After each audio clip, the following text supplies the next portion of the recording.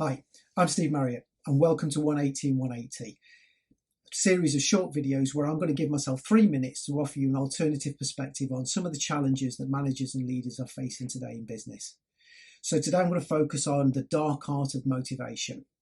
Now, many of you watching this will have been on a motivational skills course, so you'll be aware of the stalwarts like Maslow and Hertzberg with their hierarchies and hygiene factors.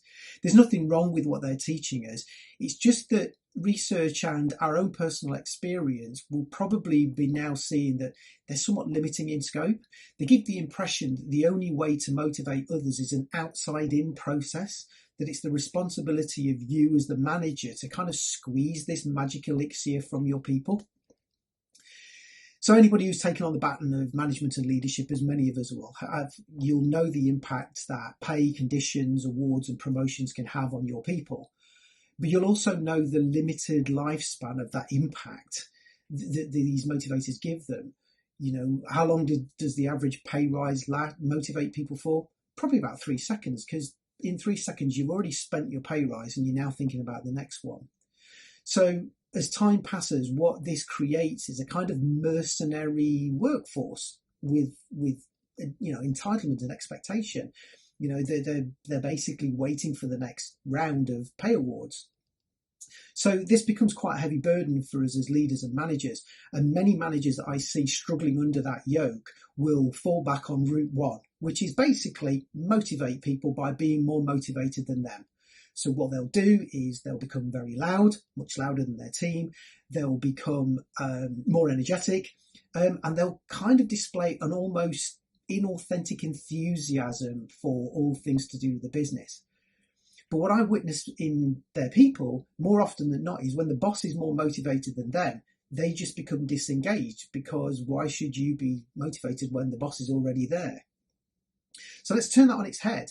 Instead of it being an outside in, might it be an inside out? So the supposition that people are empty vessels for us to fill should become that they come fully loaded. Now that's what I see when I come into your workplaces. When I see your workplaces full, your car parks full, I see people who set the alarm, got up, got dressed, endured the commute, did some prep, and came wanting to contribute.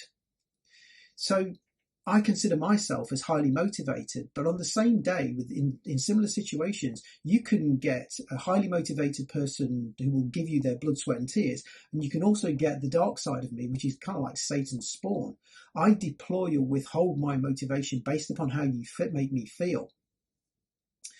So if that were true for all of your other people, and we assume that they come to work full and highly motivated, then rather than asking what are the things that I can do to motivate my people more, maybe a more productive and helpful question would be, they're already motivated. What can I do for them that will allow them to deploy more of that motivation today in the workplace?